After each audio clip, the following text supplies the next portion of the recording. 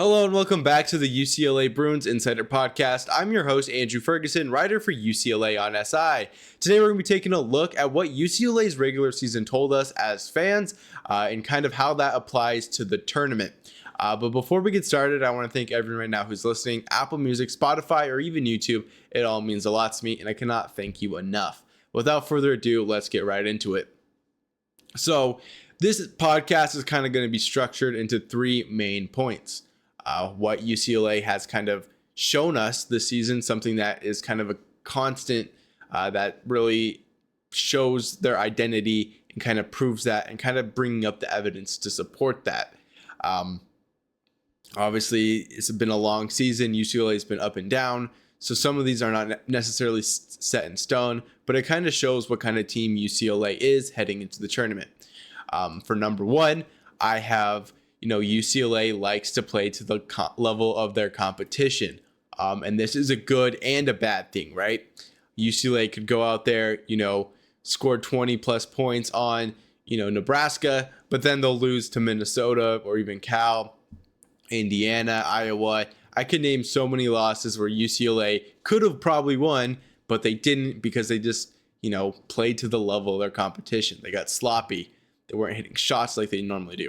Things like that kind of prove that UCLA, while a good team, still struggles with, finding their own pace. It seems like the Bruins really rely on, playing keep up with other teams. But in recent times, though, for example, the Nebraska and USC game, I thought UCLA was able to set the tone in that one. They played, to the level of their basketball. They weren't going off of, USC or Nebraska. They were playing their brand of basketball. And while, these two games, are very recent, I don't know if UCLA has finally, turned the corner on that issue, but it's starting to look like UCLA will be able to kind of go above this. I don't see them getting upset, a first round exit. I think right now they're projected to play Texas A&M, and while they're a good team, they don't have the best, resume. So when you kind of look at that game, you're thinking that UCLA will most likely have a close game with Texas A&M. That's not a good thing per se. I mean, I think they're very comparable to, the likes of Iowa, right? A team that's kind of been sitting there around there about the same record. Both, I think, have 20 plus wins on the season. And UCLA is going to fall flat in that matchup because, like I said, they play to the level of their competition. But on the flip side, there is hope for UCLA. If, they have to face off against, I think Arizona is on their side of the bracket. The Bruins will play to the level of Arizona. We saw this earlier in the season. Arizona was ranked number one, not at the time of the game, of course, but throughout the season, Arizona was, that unanimous number one team overall and looked to be, the tournament favorite. Way back, I believe it was in November, UCLA only lost 69-65. It was a very close game, came down to the wire, and that was before we really found out, the dynamics of that team, kind of what UCLA's identity was. And I think now that it's more clear, obviously on the other side, Arizona feels much more better about their team. I'm sure they would take the team they have now than back then.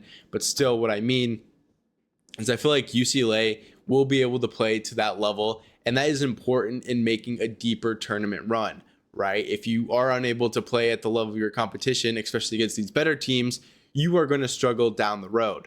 But like I said, I feel like UCLA is starting to set the tone by themselves and not necessarily relying on, the other team setting the pace.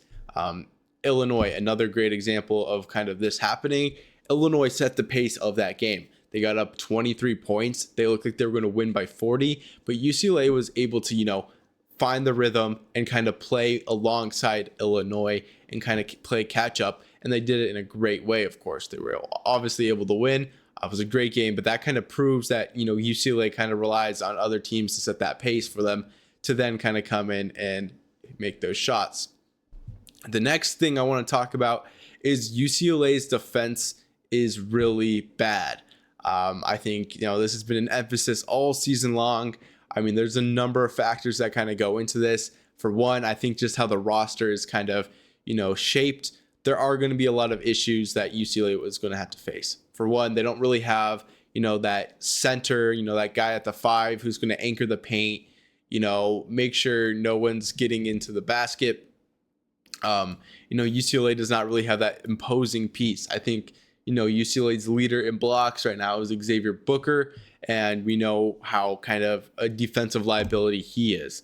So if UCLA's paint is wide open and they're running small ball, they're going to get taken advantage of come tournament time. Rebounding wise, UCLA is averaging 32.5 per game, which ranks them 408th in the entire nation. That is not what, a team of this caliber should look like, but they've kind of made do. We've seen this.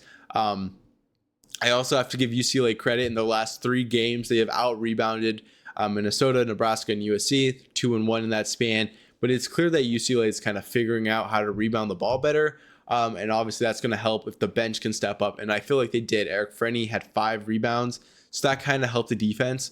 But just looking at UCLA's season, I feel like they're very soft. They like to run that zone. They just fly to the ball, which, it works. It provides pressure that, hurts other teams' offenses. But at the same time, it creates open shots on the wing. And that is going to be something that other teams will take advantage of, especially the better teams UCLA will probably face later on in the tournament. For UCLA to improve this, I feel like they really have to lean more on their bench to get those stops. I just mentioned Eric Frenny's 5 rebound game against USC, sorry. And he's a really good player defense wise. I forgot who exactly it was. But he was a good player for, I think it might have been the USC game or Illinois game.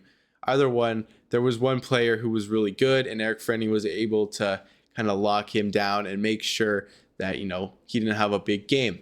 And for Eric Frenny coming off the bench, that is a good thing for UCLA to lock down, the other team's number 2 guard. That is something that is nice to have in the back of your pocket. Think Brandon Williams as well. He might not have the height, but he definitely has the frame to be imposing in the paint. We know how versatile he is. He can score beyond the 3-point line. But what really makes him special is his ability to kind of body those in the paint. He doesn't have the most rebounds, obviously, per minute, but still, he's able to kind of set the pace in the paint. And that is something that will help UCLA kind of develop their offense a little bit more. But yeah, the defense still needs improvements. I felt like they've kind of made some, ground in their last 2 games, especially. Nebraska scored 52 points, USC 68. Not exactly where you want to be, but still definitely a step in the right direction. But yeah, so the final thing that I really want to address here is, UCLA's starting group. Their starting 5, what I've learned from them. If one thing's for clear, it's a next man up kind of system. We've seen, Donovan Dent scored 30. Next game, he scores 3. Next game, he scores 4. And then against USC, he'll score 25. How volatile UCLA's, starting 5 is a little concerning. I feel like the only constant this season has been Tyler Bilodeau. I believe he's averaging 18 points per game. Just an absolute stud behind, the arc and in the paint. He's a guy who's reliable and will get UCLA a lot of points. But what's concerning about, this, that the inconsistencies of that starting 5 is how that looks in the tournament. Obviously Tyler Bilodeau is going to play well, but if they don't have that 2 or 3 guy to kind of step up and really make an impact, UCLA will leave this tournament early. And that is something that is very concerning for the Bruins. You just got to think Donovan Dent, obviously playing his best basketball of the season, but if he's a no-show and Bilodeau has a rough game, I think the Bruins could leave this tournament, again, very early. So there needs to be a sense of consistency across the board for UCLA, or they're not going to be able to perform. The players who I really want to see kind of grab that consistency and kind of run with it is obviously Sky Clark and Eric Daly Jr. Both players, when they are hot, they create a lot of points, a lot of mismatches, and they obviously have the skill set to really blow games open. Think Sky Clark, his 3-point shooting, I believe he's shooting 50% from 3. Around there, it might have dropped after the last few games, but he has proven to be UCLA's best shooter, not only on the team, but in the Big Ten and maybe even the country when he is hot. So if he can't find a shot, I believe in the last game against USC, he really didn't do much. He scored 2 points, went 0 of 5. His only points came from the free throw line. That is not something you want to see from your best shooter. Eric Daly Jr., I feel like he's really started to kind of take a step forward. I think he's averaging around 17 points per game. I know he had 20 in the Illinois game. So he's been playing great basketball. His rebounding has also been great. But if he can, be consistent with that, I think UCLA has a good chance. However, like I said, he can be inconsistent. I forgot what game it was, but he really did struggle to kind of find his rhythm. And it really hurt UCLA. I believe it was the USC game. He had 1 point on 18 minutes. That is something that cannot happen during the tournament because, like I said, it's a team effort. If they can't find that consistency, UCLA is in trouble. But to just kind of recap, UCLA likes to play to the level of their opponents. Number 2, their defensive struggles could be concerning come March. And finally, UCLA's offense is very inconsistent and kind of relies on the next man up to kind of get the job done. But that's all I have today. I'm sorry if my energy was a little low. My voice is killing me right now. I don't know what's wrong with it, but I really do appreciate you guys listening to this podcast. I'm your host, Andrew Ferguson, and as always, 4's up and have a good day.